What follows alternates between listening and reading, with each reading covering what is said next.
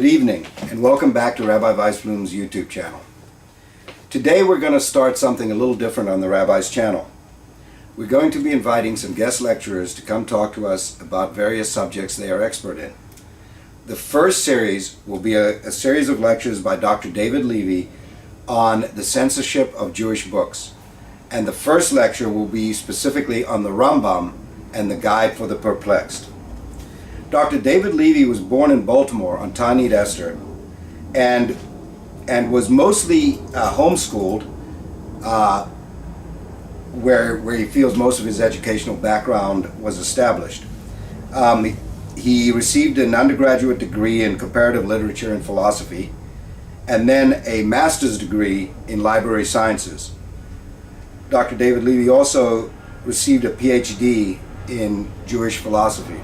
So I'd like to introduce Dr. David Levy now for his first lecture on the Maimonides and the Guide for the Perplexed. Toda Rabba, David Salom, for the technical aspects of this series of shiurim on the censorship of Sfarim and Judaica. And I particularly want to give a shout out and thanks, Toda Rabba, to Rabbi Weisblum, Dr. Weisblum, who I've known for over 18 years, and who has invited me to give these shiurim on the censorship of Jewish books. Tonight we're going to focus particularly on the Rambam's work and how other Jews, particularly Rabbi Yehuda Alfakar and Montpellier and his disciples, censored or had the friars burn particularly parts of Sefer Mada and Sefer Mer HaNevuchim, the Guide for the Perplexed. And we are going to be bringing some sources of why this happened. Baruch atah Adonai Eloheinu melech haolam she'hakol niyeh b'devaro. Amen.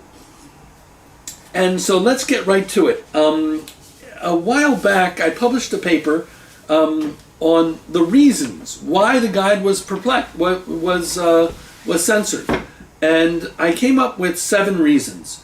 One reason was, according to Rabbi Abraham Joshua Heschel, that in Baba Batra it says, B'shalashtem, you shall divide your days into learning Mikra, Mishnah, and Gemara.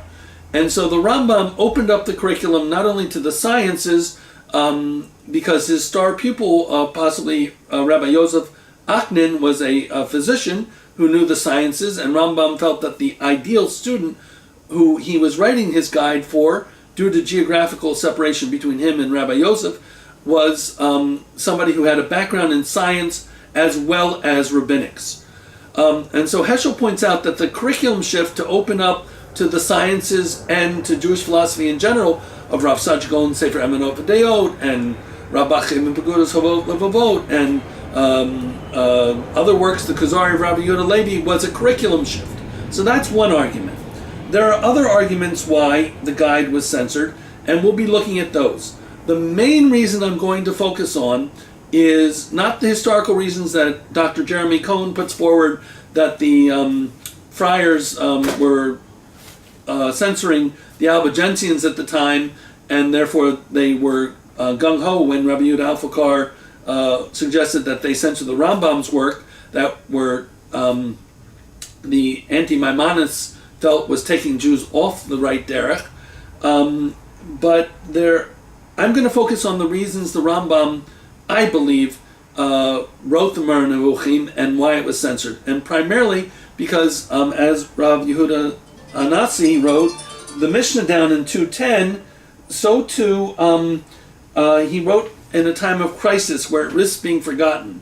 Based on a pasuk in Tehillim and a Gemara, one must break the law in order to save the law. It is forbidden to write down Torah Shabbat, oral Torah. And Rambam transmits in the Guide for the Perplexed the secrets of Maaseh Merkavah, the secrets of Maaseh Breshit, the mystery of the Tetragrammaton, the Madrigot Shel Nevuah, the levels of prophecy, a kind of construct of angelology, and other esoteric subjects that many rabbis felt should remain oral rather than written down. But the Rambam felt they risked being forgotten in his time. People have made similar articles why the Tosafot were written down during the period of the Crusades, that these teachings risk being forgotten, and and for that matter, why Rashi's commentary had to be written down during the First Crusade. There are other reasons why the guide probably was censored. There's one chapter, particularly in chapter 51, where Rambam gives a mashal or an allegory of people in different proximity and relationship to Hashem's throne in a hechalot, in a palace structure of the seven heavens, which we're going to be showing is related to a Gemara in Chagiga, where particularly the Arba Shenik Nesu Bapardes gives a construct for this genre of palace literature, which had been found earlier in the, I guess, 5th and 6th century in Hechalot Rabbatai and Hechalot Sutrati, the higher and lower palaces. So let's get right to it.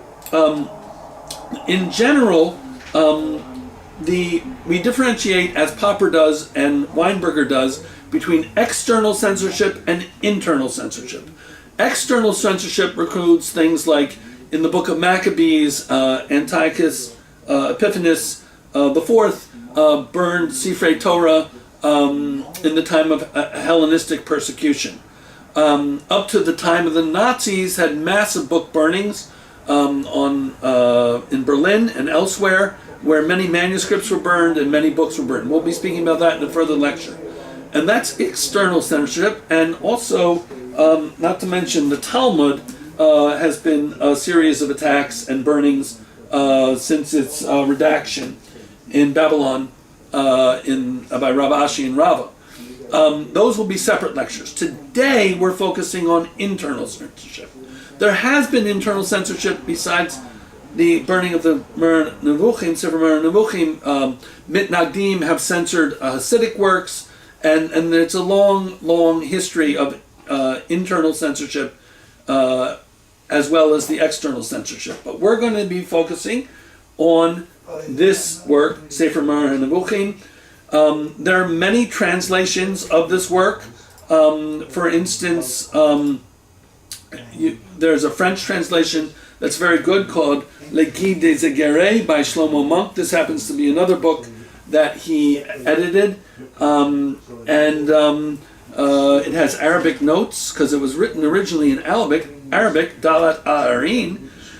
There are translations in the time of the Rambam by Ibn Tibbon, Rabbi Yehuda Ibn Tibbon. In fact, a famous letter where Rabbi Yehuda Ibn Tibbon asked the Rambam, coming from Provence to meet with him in Cairo Fostad, when can we meet to translate the guide from Arabic and Hebrew characters to Hebrew? And Rambam responds in the famous Adler recension that's brought down that he's so busy as a physician that his days consist of waking up before the sun rises, travels on a donkey into the Sultan's palace, and attends to the aristocratic elite there. At sundown, he comes back to the Jewish quarter, and he's so exhausted, the Rambam is, that he's lying on a couch prescribing medicines to the Jewish quarter patients up until very, very late. So the only time I have to discuss translation issues with you, Rabbi Yehuda Ibn Tibbon, is between Musaf and Mincha on Shabbos, by one day of Menucha or rest. The Rambam preferred to earn his living after the age of 40, when his brother was unable to support him in the precious gems business by being a physician, because he did not want to use the Torah as a spade with which to dig, referring to Pirkei Avot. And this is a very high madrega. Rambam never accepted any monetary compensation for teaching Torah. He did this lishma, he learned Torah. For the first 40 years of his life, he sat and learned, and his brother supported him by being in the precious gems business. And Rambam wrote many works. The Mishnah Torah was written in 1180 and that's the magnum opus of halachic work. You can see behind me I have Ben Zion Boxer's Mishnah Torah that I bought from a book dealer, and I have other editions behind me too of Dr. Saul Lieberman and others. Lieberman married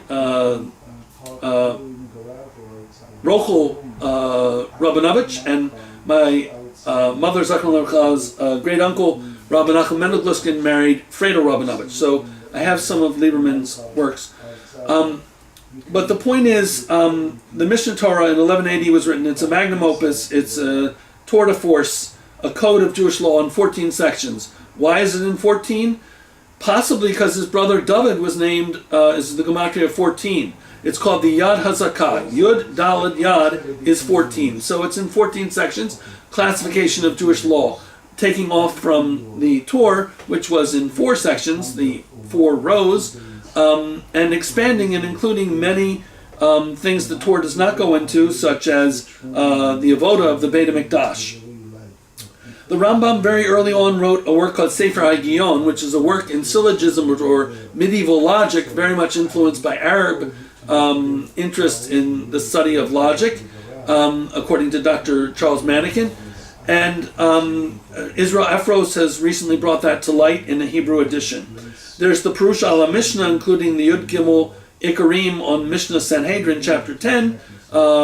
And of course, we can't ignore Sefer HaMitzvot, the Book of Commandments, which is really a tremendous organization of the 613 Taryag HaMitzvot in a different order, let's say, than the Rav Aaron of Barcelona in Sefer HaChinuk, who orders the 613 mitzvot in the order that they appear sequentially in the Torah.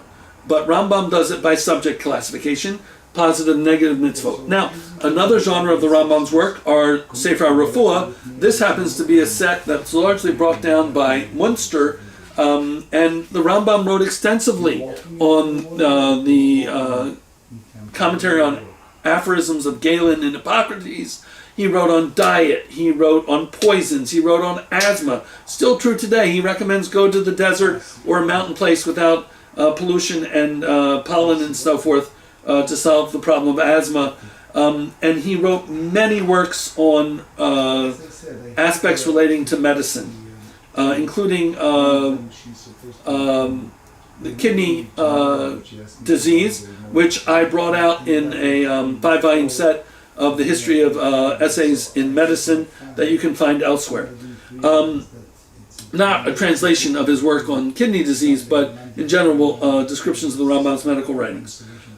He wrote a number of letters on resurrection. He wrote Mamar Techiat HaMetim. He wrote a martyrdom, Sefer HaShmad, Igrat Teiman to the Jews of Yemen. He wrote on astrology to the Jews of Marseille.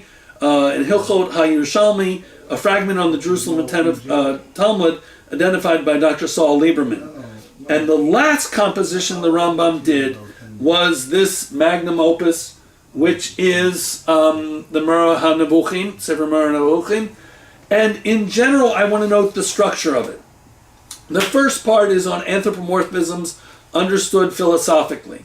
That means, for instance, if it says Hashem has a strong hand and outstretched arm, Yad HaZakah Azra Netuyah, what does that mean? Well, the Mishnah Torah is the strong hand that will free you from your mental Egypt, so to speak. And he understands, let's say, B'Tselem Elokim, in the image of Hashem, he created Adam and Chava. He doesn't understand that as anthropomorphic resemblance, as Shir Koma does, a work that Rambam said one should not look into, but that it means the Sechel HaPoel, Zot HaKesher Ben Adam Hashem. That's the active intellect is the link between human beings and Hashem, or godliness. The second section is on the existence of Hashem, what we call Kayumut. Then it has a section on the unity, what later German Wissenschaft des Judentum Bewegung scholars, science of Judaism scholars, would call the Einzigkeit des Gottes, the unity of Hashem. And then, of course, the aspect of Hashem, Ein Lodamod Guf Ve'eno Guf. Hashem does not have a body. This is disagreed by many great Rishonim and Achronim, but the Rambam might be criticizing the incarnation, or he might just be getting this from Aristotle, whose work at Haverford College I learned in the original Greek. This is a Loeb Library edition. And Aristotle's deity is pure energia. There are very important differences. The Rambam does not hold that heavens are eternal. The Rambam does not hold derech ha'emtzeit, or the mean, is always to be followed, particularly with the virtues of going to the extreme of being Anav Ma'od, because it says Moshe Rabbeinu was very humble, not just humble, and also never getting angry. We'll discuss that a little bit more in a moment.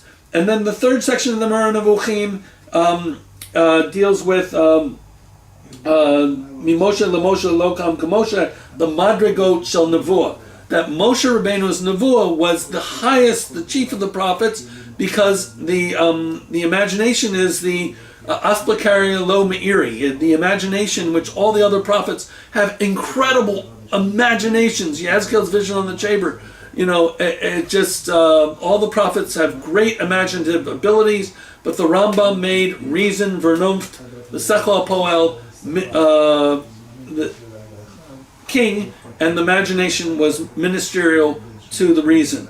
Then we'll look at the fourth section, the Maaseh Merkabah, which is the reason why the guide was censored.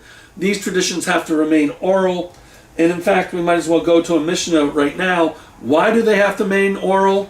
The Mishnah in Chagiga, chapter 2, Mishnah Aleph, Ein Darshin Ba'arevot Bishlosha Velo B'Maaseh Breshit B'Shnaim Velo B'Merchava B'Yechid Ela Im Kain Haya Hacham Umevin Medato. So one is not supposed to discuss Maaseh Breshit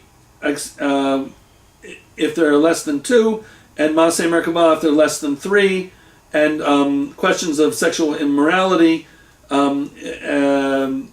as well as prohibitions. The Rambam, that prohibition is also found in the Mishnah Megillah, Mishnah Yud, in chapter 4, Ein Maftarin B'Merkavah. So as a lectionary and as a drasha, in a shul, one shouldn't talk about it so much, for instance, on Shavuos, when Yezkel's vision is read. Yet in the Moreh Nevuchim, Rambam does describe Yezkel's vision quite detailed. He notes that the word Chaber, the river, if you reverse the letters, spells to ride and to bless and cherub. And he discusses why that's so.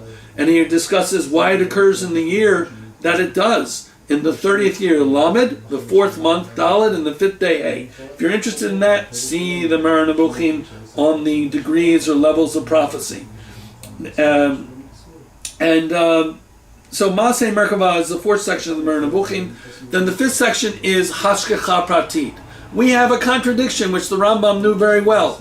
Rabbi Akiva says in Perkei Avot, Hakol Tzafui v'Rashut Netanah. Everything is foreseen, yet freedom of will is given. Bechira is freedom of will. And the Rambam takes an open public position that one must act as if they have free will, or else there's no responsibility or accountability in the world. Because if you think everything's just strong providence, what's the point of my actions if they have no consequence? The key text for looking at this, one of them, is the Akedah Yitzhak in the pasuk Ata ani yadati ki ata yireh Hashem. Many great Rishonim have discussed along a spectrum of strong providence versus strong free will how that pasuk resonates. What do you mean the angel or Hashem has to say, now I know that you fear Hashem? Hashem knows everything from the beginning to the end and everything in between. He knows the past, he knows the present, the future, and transcends time itself, because you can't put him in a box or a boundary or a limit. So why is that pasuk saying, now I know? Well, the Nego Yehuda says it was to educate human beings. Now, a lot could be said about that. I've given a PowerPoint on that on library guides at Touro College on the Akedah Yitzhak, and raising the question of Hashgacha Pratit, providence, versus Bechira versus Hashem's foreknowledge. Now, the 6th section deals with Hashem's mitzvot, understood rationally. There are Chukim u'Mishpatim, and Rambam discusses how we understand that. And then the 7th section is Shleimut, or perfection within the limits of the human intellect, how one can achieve divinity in searching for Chachma Bina V'das. That's the mission of the Rambam. The stakes are very high. The world redeemed or not redeemed by a life of pursuit of intellectual, moral, and spiritual virtue. And the Sechel HaPoel, as I noted, is the link, HaKesher, Bein Hashem v'Ha'adam. Let's now go to some of the focus on the Moreh Nevuchim of why it might have been censored. The question of tolerance is a major question in Jewish philosophy. We have to note that certain things are not tolerated within hashkafa of halacha. Eliyahu Nahavi did not tolerate the Baal prophets on Har Carmel, who were cutting themselves to make it rain. And Pinchas ben Elazar ben Aaron Kohen Eshiv et Chamatim al bnei Yisrael bekano et kinati bedocham v'lo chiliti et bnei Yisrael bekinati lechen amor hinani noten lo et briti shalom ve'ata lo azoro achara brit kunat olam tachat asher kinei lelakav. So because Pinchas and Eliyahu are zealous, zizirut benafshotechem, they have a kesher in, some people think they might be a form of Gilgolim, but whatever it is, some things are not tolerated, such as Avodah Zarah. Yet there's a whole tractate in the Talmud called Avodah Zarah, where the rabbis, because the elite of the rabbis would sit on the Sanhedrin, had to know how to identify idolatry, such as Kishuf. And this is one of the reasons why the Rambam rejects Kishuf. He does not allow a physician to give hocus pocus, mumbo jumbo incantations over a wound, for instance, or the Yidoni of ventriloquism. The Rambam holds that that we have to act in a rational framework, because if we don't, the world's capricious. If somebody can do divination, I remember studying as a classics, interested in classics, De Divinatia by Cicero, and there are many other works in that area. The world becomes sort of not based on fairness. It could be somebody doing a theurgic act to affect things, and so where's justice in that sort of framework? The Rambam openly was a rationalist and rejected kishuf and other types of idolatrous practices. And so when he wants to understand why we don't mix wool and linen, shatnez, it has to do with rational reasons that the Canaanite priests would mix wool and linen, and to distance ourselves from those idolaters, we don't do that.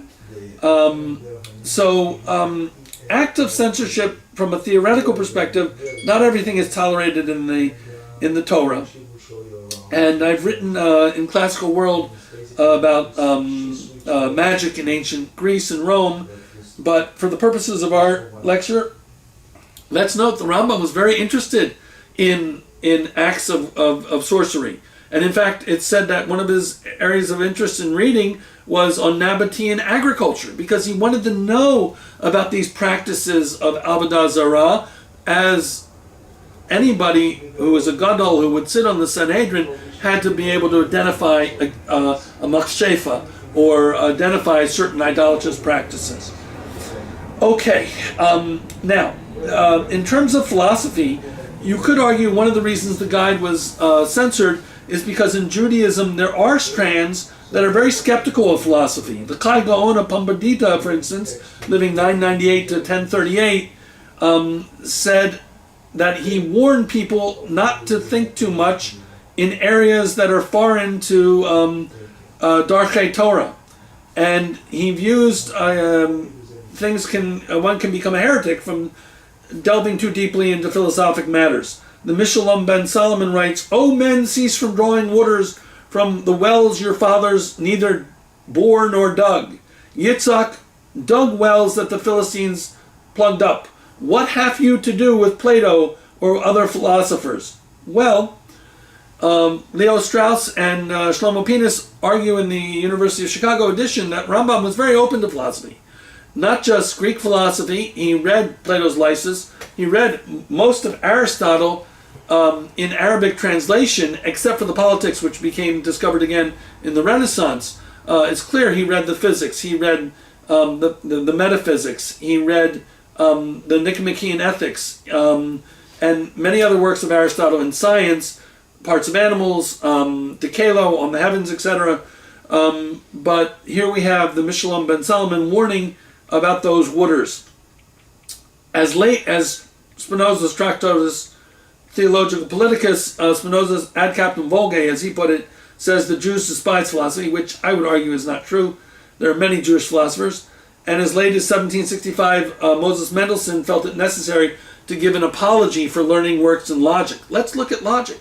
The Rambam wrote a work called Sefer Gion. Ralbag, Rabbi Levy ben Gerson in Avignon, wrote a work in logic too. So did the Ramchal, living in Italy. He wrote a work, Sefer Gion, in logic. So I'm not sure if Spinoza was actually correct, but Spinoza suffered from being expelled, excommunicated in Harem for his philosophic works. As a joke goes, he made a spectacle of himself. His trade was a lens grinder, or making spectacles, eyeglasses. That's a joke. So it's also a joke that we'll find out later in this presentation that the friars, on the instigation of Rabbi Yehuda Alfakar and his disciples in Montpellier, actually torched the Sefer Moreh Nebuchim, according to tradition, in front of Notre Dame Cathedral with a light from the candles in that cathedral. The joke is that they're not called the friars for nothing, but it's a very serious thing. That was in 1240. 2 years later, 24 cartloads of Talmud volumes were burned, and Rabbi Hill of Verona, a Italian rabbi visiting in France, Paris, says that the ashes mixed in of where the Rambam's works, Sefer Moreh Nebuchim and parts of Sefer Madah, were burned with the 24 cartloads of Talmud volumes. And a repentant, now pro-Maimonides, Yonah Gurundi, Rav Gurundi in Shari Teshuvah, notes that it was Mida Keneged Mida. Because we played a role in, particularly Rabbi Yehuda Alfakar in Montpellier, using Richilut to the friars to burn the Rambam's works, so too 24 cartloads were burned 2 years later. But the real reason, I would argue, according to Jeremy Cohn and according to Rabbi David Berger, Dr. David Berger, and others who have studied the disputations like Chazan and Chaim Maccabee, is because in 1240 you also had a disputation in Paris between Rabbi Yehiel of the yeshiva, and he seemed to win the debate hermeneutically. This is a period of disputations in 1240 in Paris, and then the backlash, you had the burning of the Talmud 2 years later. In 1263, the Ramban Nachmanides, who Dr. Weisblum is an expert on and wrote a book on, along with Rashi in the linguistic codes, the Ramban and the Vikuach published really what happened in the debate, and he was censored. There was backlash, there was a bad outcome. He had to flee for his life, and there was burning of Jewish books after the Barcelona debate in, 1263. And then in 1414, Rabbi Yosef Albo debated in Spain, and there was backlash from that debate, which the Jews won hermeneutically, and there was mass burning of Jewish books, of particularly Sefer Ikarim of the Rabbi Yosef Albo describes that. The burning of books is not new in history, as Heinrich Heine says, when Jewish Sfarim are burned, people are often burned. That came true, so to speak, in a certain way in the Holocaust, and that will be a separate lecture.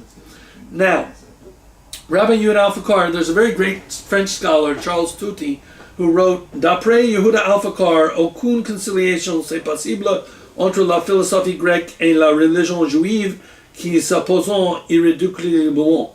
So, Touty is noting that after Rabbi Yehuda Alfakar, the Athens-Jerusalem dialectic of Strauss, which is a debate between Rabbi Isidore Tursky and Straussians. Straussians hold that the esoteric work is Sefer Moreh Nebuchim, and the exoteric work is the Mishnah Torah, which is behind me. Straussians argue the esoteric work is the Moreh Nebuchim, and the exoteric work, the Mishnah Torah. And the Rabbi Twersky argues with his disciples that the esoteric work is the Mishnah Torah, and the exoteric work is Sefer Moreh Nebuchim for people who are perplexed. Remember, in Megillas Esther, there's a pasuk that Shushan was perplexed. I won't say more about that now. But so I quoted Dr. Charles Touty, a French scholar, who argues that there's no reconciliation between Greek philosophy and the Athens-Jerusalem dialectic, which Strauss holds was the resilience and secret energizer of the whole Western tradition, what some people call Hebraicism and Hellenism. The Rambam did embrace Aristotle's moral theory in part from the Nicomachean Ethics, the mean. And what I mean by that is that the Rambam, if we can get the Hilchot Deot out, says that virtue is a mean between two extremes. The link that David Salome is providing in the on this lecture gives a chart that I did that represents this quite interestingly. I did a schematic version of how the sphere of action or feeling excess of vice or excess deficiency of vice, and that there's a mean in between them. So you can see better on the link, which will be in color, courage, Andrea in Greek, or is a mean between rashness and cowardice. Or let's say magnificence, megalopropeia in Aristotle's term. Nadiv, vut, is between vulgarity and pettiness. Magnanimity or megalosukea, hod in Hebrew, is between vanity and pusillanimity. Proper ambition is between ambition and unambitiousness. Patience or savlanut, Eov's virtue, is between irascibility and never getting angry. Rambam does say we should never get angry because the Avot, who had many reasons to get angry, I mentioned that Isaac's wells were plugged up by the Philistines, but look at Avram went through 10 tests, one of which his wife was abducted twice and almost raped. Yet Rambam says he remained tranquil and quietude inside. The last test, the Akedah Yitzhak. Rambam says he was taken to the Givulim of any rational construct. So Avram, Yitzhak, and Yaakov never got angry. They remained quietude inside. If the situation required them to display anger, it was always a simulation, Rambam says. We could say more about Sefer Eov. According to a Mishnah, I have it right here, whether he was serving out of fear only, yira, or whether he was serving out of ava. The Mishnah is in Sota, Mishnah 5. On that same day, Rabbi Yeshua ben Herkanos expounded, Eov served the Holy One, blessed be he, only from love, as it is said, though he slay me, yet will I trust in him. But still the matter is in no doubt regarding the term, I trust in him or I do not trust. But another verse teaches, till I die, I will not put away my integrity from me, teaching that he acted out of love. Rabbi Yeshua said, who will uncover the dust from thine eyes? O Rabban Yochanan ben Zakkai, for thou didst not use to expound all the days of that Eov served the Almighty only from yira, as it is said, the man was wholehearted and upright, and one that feared Hashem and turned from evil. Hu tov v'yireh Hashem, hu sormera. And did not Yeshua, the disciple of thy disciple, teach that he acted from love? So the Rambam takes the position in Sefer Mer Nevuchim that Eov was serving out of yira, the first position, and that the test was allowed because he had to be brought over to serve out of love, Sefer out of a madrega b'ava. Rav Saadia Gaon doesn't cite that reason for Eov's test. Eov was tested for Rav Saadia Gaon based on a Gemara that he was silent in Paro's court when it was decided that they were going to drown the Hebrew boys. For the Rambam, though, he's thinking of this crucial passage in chapter 38 of Sefer Eov, which is one of the greatest, in my ideas, works ever written. Eov has been asking that Hashem show up in a reeve, in a lawsuit. And finally Hashem does show up out of the whirlwind as Eliyahu Navi appears in a whirlwind. And then the Lord answered Eov out of the whirlwind and said, who is this that darkeneth counsel by words without knowledge? Gird up thy loins like a man, for I will demand of thee, and declare thee unto me. Where wast thou when I laid the foundations of the earth? Declare if thou hast the understanding. I just had cataract surgery, so it's a little hard to see. Who determined the measures thereof, if thou knowest, or who stretched the line upon it? Whereupon were the foundations thereof fastened? Or who laid the cornerstone thereof?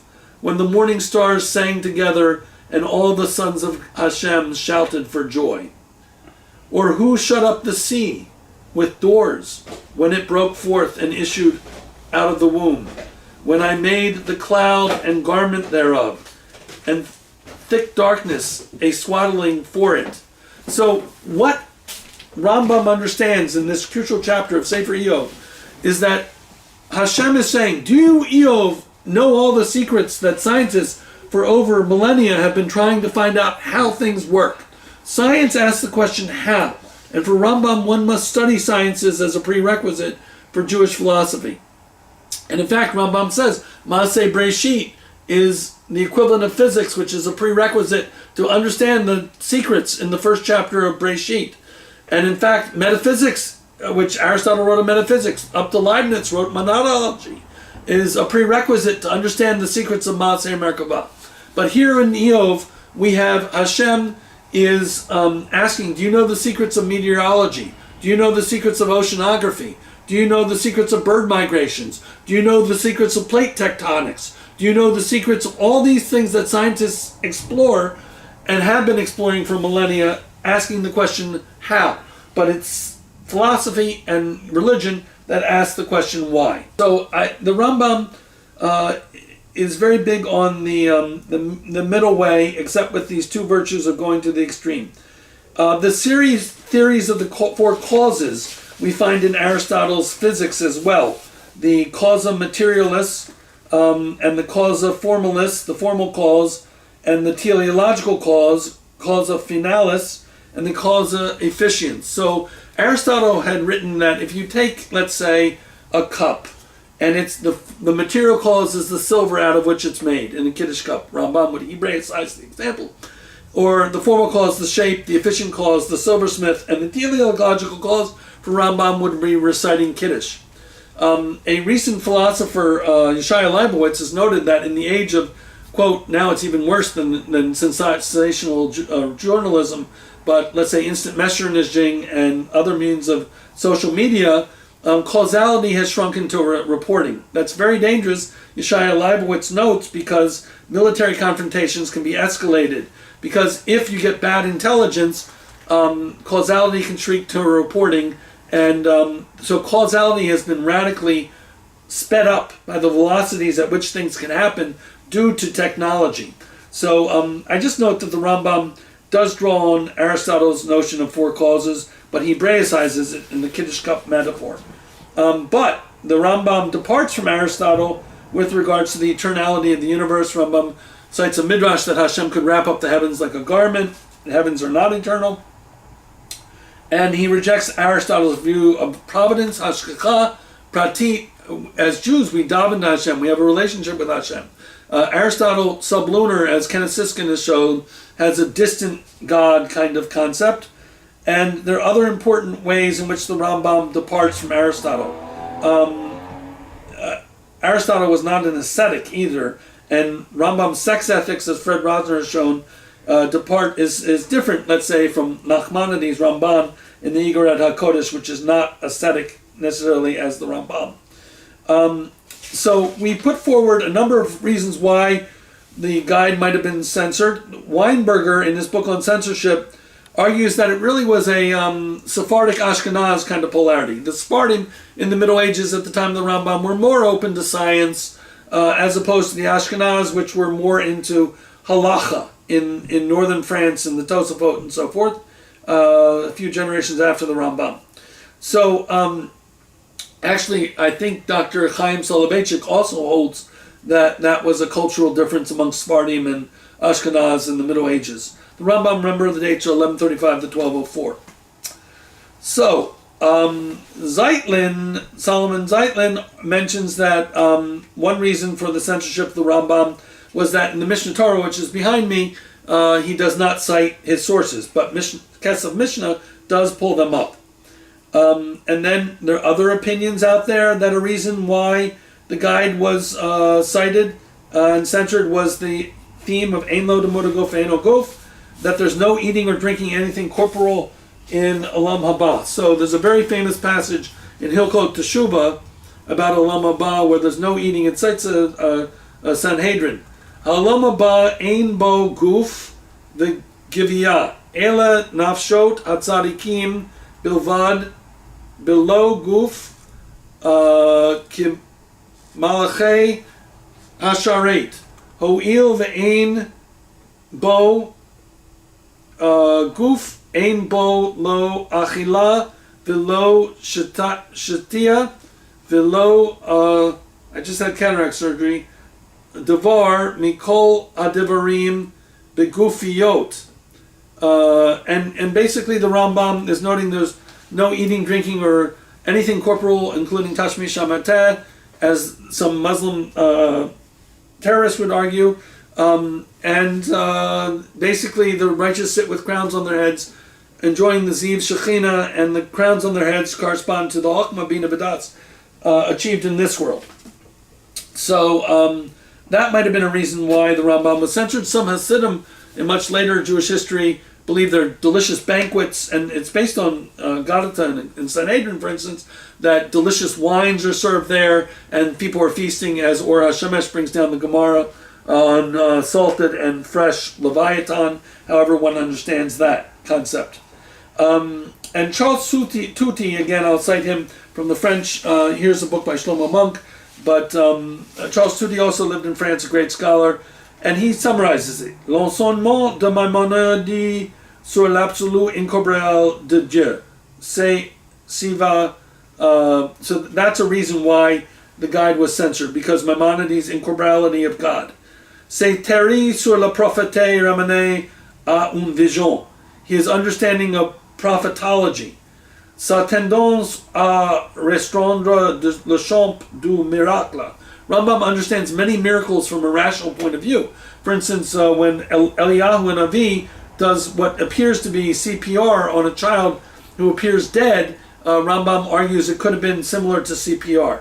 Although the Rambam in his Mamar al-Techiyas HaMetim holds that bodily resurrection is certainly possible. If Hashem created the world yesh mi'ayin, he can pull off Techiyas HaMetim. I have a whole library guide on the Rambam and others' ideas, great Gedolim, on how Techiyas HaMetim will happen. Ajashir's Ba'atid, Rambam notes Yehezkel's vision of the dry bones. In Sefer Daniel, some who sleep in the dust will rise with praise. There are many Pesukim, Tal and the davening on Pesach. These are all remezim to Techiyas HaMetim. Tuti continues, Sa negation de démons, Rambam discredits that demons exist, and reduction des anges au rôle de moteur de sphère céleste. This is a major thing. Rambam holds that angels are related to the heavenly bodies. I remember looking at a sefer in a library specifically on that subject. It's something that is beyond me, but the Rambam does have an angelology in the Sefer Nevuchim that may have got him into some trouble. And Charles Tutti goes on to other reasons why the guide might have been censored. Now, we're going to look at the reason that I mentioned earlier, that the genre of the Hechalot text. There's one chapter that definitely some Hasidim says deserved for the guide to be censored, and that's in Perek Nun Aleph of Chelek Shlishi. Basically, the Rambam describes the king Hashem in his palace, and there are people at different removes from the palace, and those people are described in different classifications. I will begin the subject with a simple mashal. A king is in his palace, and all his subjects are partly in the country and partly abroad. The former, some have their backs towards the king's palace and their faces in another direction, and some are desirous and zealous to go to the palace, seeking to inquire in his Beit HaMikdash and to minister before him, but have not yet seen even the face of the wall of the house. Of those that desire to go to the palace, Some reach it and go round about in search of the entrance gate. Others have passed through the gate and walk about it in the antechamber, and others have succeeded in entering into the inner part of the palace, and being in the same room with the king, Hashem, may his name be blessed, in the royal palace, that even the latter do not immediately on entering the palace see the king or speak to him. For after having entered the inner part of the palace, another effort is required before they can stand before the king at a distance or close by hear his words and speak with him. I will now explain the mashal which I have made. So the Rambam goes on and describes people at different removes from Hashem. People who have no religion or doctrinal belief, no Masorah, as Rav Saja Gaon would say, in the extreme north and extreme south, they don't even know the palace exists. And then there are people that are circling the palace that never get past into the inner chambers. The people who I think have entered the inner chambers are the people dealing in comparative religion. But to make a long mashal short, Moshe Rabbeinu is in the seventh heaven, in the intersection of the Hekal, the palace, Hu shall Shelot v'kibel teshuvot. And around Moshe Rabbeinu, and this got the Rambam into trouble, remember we're dealing with why the guide was censored, are not only Talmudists, but philosophers, including Arab philosophers like Al-Farabi, Al-Kindi, Al-Ghazali, Averroes, and of course Aristotle. And this was intolerable to the rabbis. Remember, the Chai Gaon of Pumbedita said, "Do not draw from the waters of Greek philosophy. We have our own wells that Yitzhak dug." Okay, so I'm suggesting that one reason for the censorship of the guide was this chapter 51 in part 3 on the remoteness and nearness of classified groups of people. Those most far removed outside the city are all human beings who have no religion, neither one based on speculation nor one that accepts a Masorah. The second farthest group away from the palace are those who have turned their backs upon the ruler's habitation, who have incorrect opinions. The third group farthest away from the palace, described by the Rambam, are those who seek to reach the ruler's habitation and enter it, but never see the ruler's habitation of the multitudes. And this got the Rambam into trouble. He says, the ignoramuses who obey the law blindly. I refer to the ignoramuses who observe the commandments without understanding them. They serve the Creator not out of mechanistic duty, on the contingency of receiving a reward, motivated out of fear and punishment, like automatons, rather than serving out of ahava.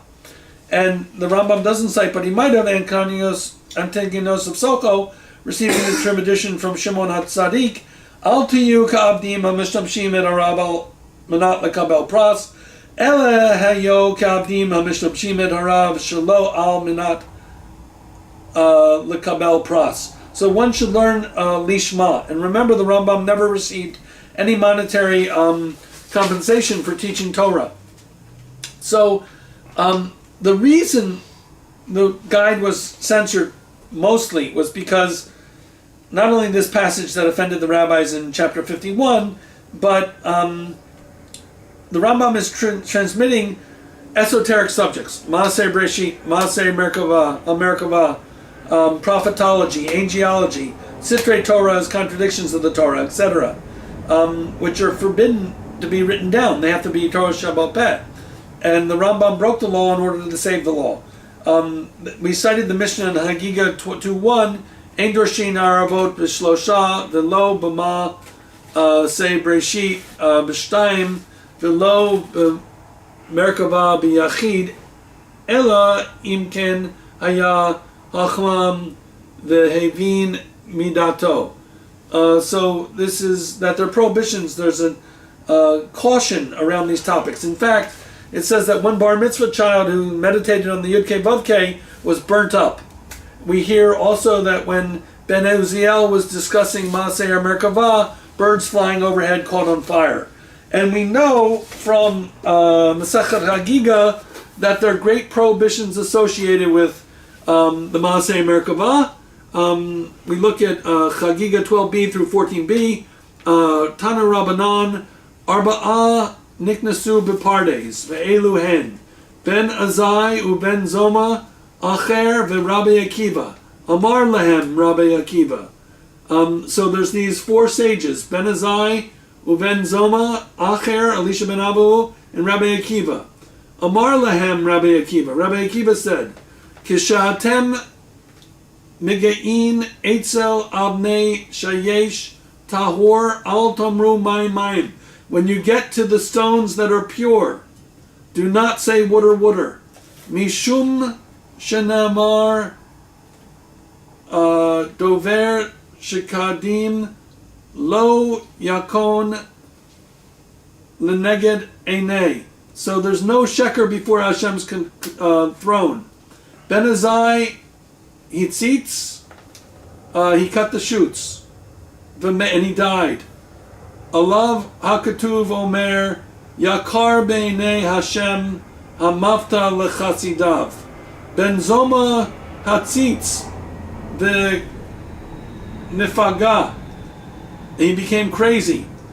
In fact, it notes later in the Gemara that he discussed that the distance between the first Rakia and second Rakia was a dove wing's beating. He was not crazy. People just didn't know how to interpret his riddling speech. The Alav HaKatuv Omer Davash Matzata Achal Dayach. So it says upon him, if you've eaten don't eat too much honey. Honey is often associated with esoteric teachings. On Rosh Hashanah we sweeten the judgment by dipping apples in honey. Rabbi Yonatan Eibeshutz wrote a work called Yorat Davash, the honeycomb's flow. It's associated with mysticism in academic terms. So one should not eat too much honey. As Rav Asha and Rava said, one should fill their bellies with halacha and halachot. That will keep one grounded. And that's why Rabbi Akiva was able to enter and exit in peace. Rabbi Akiva Yatsa B'Shalom. So Rabbi Akiva entered and exited in peace. He was grounded in halacha as the other three representatives were not necessarily. This topic of Maaseh Merkavah as an esoteric subject is not supposed to be expounded openly, and there are certain restrictions and prohibitions about its topic, and Rambam says he must write these secrets down in order to save these esoteric traditions in the Sefer Moreh Nevuchim. In Zohar Vad Chanan 262b, a very famous Gemara is cited where Rabbi Lakish argues that David HaMelech is the fourth wheel. Only Hashem had a delight in the fathers. That's Devarim. Commenting on this, Rabbi Shimon said, that's the Rashbi, that the patriarchs are the holy chariot above. As there is a holy chariot below, so there's a holy chariot above. And what is this? As we have said, the holy chariot is the name given to the whole, all being linked together and made one. But the fathers, the Avot, are three, and the chariot has four wheels. Who is the fourth? It says, and chose their seed after them. This includes David HaMelech, who was the fourth to complete the holy chariot. As we learned, the patriarchs are the consummation of the whole, and the body was completed through them, and made one. Then David HaMelech came and perfected the whole, and made firm the body, and perfected it. Rabbi Yitzhak said, as the patriarchs merited to be crowned with the holy chariot, so David HaMelech merited to be adorned with the fourth support as a nesher, because he had a vision of the whole. So the ability to synthesize things, which Rambam certainly had, and Rambam is called the Nesher HaGadol, is an aspect of this fourth wheel of the Nesher, different from the third wheel, the Shor, Yaakov, Avinu, and the second wheel, Ari HaKodesh, Yitzhak, represented as the Holy Lion. I'm now going to give some historical reasons why the guide was burnt. Gratz, in his History of the Jews, brings down, in German, a kind of dialogue that Thucydides would do in his histories of the decline of the Greek Empire in the wars. Gratz writes that he puts in the mouths of the friars, of the Jews, telling the friars, ihr verbrennt eure Ketzer verflocht auch unsere. That is to say, you're burning your own heretics, the Albigensians, in the southern France. We have our own heretics who are interested in philosophy, namely Maimonideans, and while you're going at it for the church, please take care of burning the Rambam's books. As the rabbi is appealing to the Dominicans, Dubno gives the following lengthier reconstruction of a dialogue that may have taken place. Wir wissen, dass es in unserer Stadt viele Ketzer und Gottlos gibt, die sich durch die Lehre des Moses, Nesher Gadol, des Verfassern ruchlosen philosophischen Bücher. So, that Rambam is misleading people by reading all these philosophic books and putting an emphasis on science as a prerequisite for Maseh Bereshit. As I mentioned, Rambam equates Maseh Bereshit with physics, and Maseh Merkavah requires the prerequisite of a training in philosophic metaphysics. So the friars, according to Jeremy Cohn, having recently forming and wishing validation in the eyes of the established Catholic Church, welcomed the position of authority to serve as arbiters in a Jewish matter. Thus the friars were glad to burn Rambam's Sfarim. The friars confused Maimonides' philosophic works with the Rambam's halachic works, so the Mishneh Torah in completion was also burnt, which the church still regarded as containing matters dangerous to ecclesiastical power. The friars, who had been given the authority by the church to root out the Albigensian heretics in France, were caught up in their zeal. Whatever the motivation of the friars, the rabbis who may have urged them to burn Rambam's writings, Rabbi Yudal Fakar and Montpellier and his disciples, soon found that the strategy backfired. Basically, 1240, the Rambam's Sefer Moreh Nevuchim is burnt in front of Notre Dame Cathedral with a light from the candles there. 2 years later, after the disputation of Rabbi Yehiel in Paris, where I think Nicholas Dunnan, Yamak Shemo, debated him, Rabbi Yehiel won the debate hermeneutically, caused resentiment. As Rav Soloveitchik says, you may discuss ethics openly, but not theology, and it leads to bad things, like 1263, after the Ramban's debate, he fled for his life, and the Talmud was also burned in Barcelona, where that debate took place in 1414. Rabbi Albo, after writing the Ikarim, Jewish books were burned there after the debate in Tortosa. So, such theological discussion, which the rabbis were forced to debate, by the way, they didn't volunteer to engage in these debates, as Hayam Maccabee shows. There was a backlash, and the outcome was the burning of Jewish books. However, Rabbi Hillel Verona, who witnessed the burning of Rambam's books, which took place in front of Notre Dame Cathedral by a bonfire that was lit from the candles from that altar, Rabbi Abraham Maimumani, according to some accounts, pictured the fire that burnt his father's books with the letters ascending to heaven as making them immortal, even as Eliyahu Hanavi was translated alive by a heavenly chariot. So an interesting perplexity of history, not an Freudian model that the apple does not fall far from the tree. Rabbi Abraham ben Maimon, who was a great rabbi, became a mystic. The Rambam, his father, was an open rationalist, forbade people to read Shir Koma and other sorts of mystical works.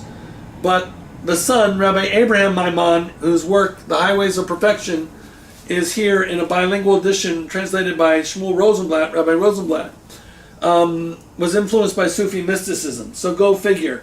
Is that a Freudian dialectic? I hope not. I don't think so.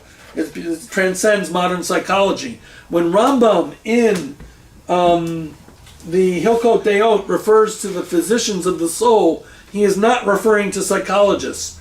I refer to you in my chapter 22 of my work, Essays in the Philosophy and History of Science.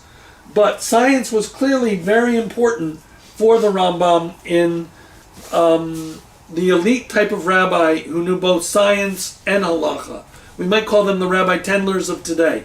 And at the time, in the Middle Ages, Aristotle's works were the science of the day. we know post-Copernicus, Aristotle's cosmology is no longer valid, that we do appear to live in a heliocentric universe. However, in Rambam's day, Aristotle's science was the real deal. Now, I have another important volume I want to share with you. This is the Rambam's Teshuvot. I think it's edited. Is this the one by Rabbi Yeshua Blau? Let's see.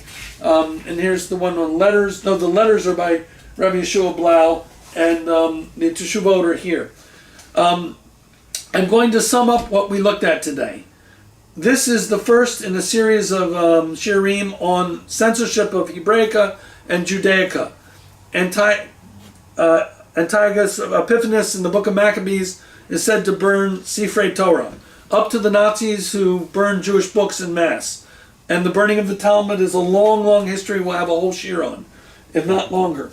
Today we looked at internal censorship. That is, particularly Rabbi Yehuda Alfakar in Montpellier, which was the center of a medical school, believe it or not. They were very neged and gegen Rambam's interest in philosophy, including Greek philosophy. And as I've suggested today, the Rambam states openly that he had to save these secret teachings, esoteric teachings of Maaseh Breshit, Maaseh HaMerkavah, the Madrigot of Nevuah, angelology, and other aspects of the mystery of the Tetragrammaton, lest they risk being forgotten, based on a pasuk in Tehillim that now is time to act for the Hashem. We have to break the law in order to save the law. Not everybody should be doing this sort of thing. Only a gadol like the Rambam, the Nesha Gadol, could, or Yehuda Nasi writing down the Mishnah in 210 could do such a thing, or Rabbi Shmuel of Dampierre writing down the Tosafot in the time of the Crusades during a time of crisis is capable of making that decision of writing down Torah Shabbat Pat. I hope you found this year of interest on Sefer Moreh Nevuchim, and please do look at my chart. I wanted to go through more of Hilchot Deot, but I'm going to end it on that chapter 51, the very famous passage in part 3 of the guide.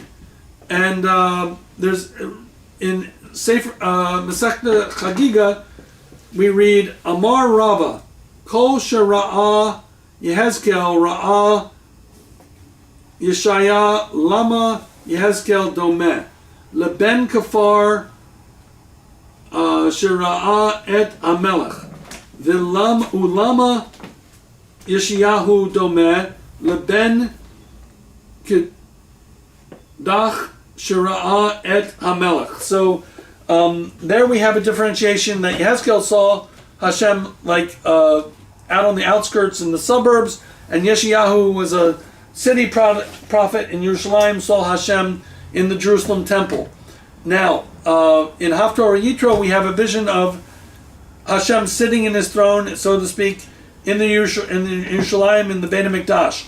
After the Korban, the Rashbi holds that the heavenly temple exists 18 parasangs above Har HaBayit, and it's our job to bring it down on Har HaBayit.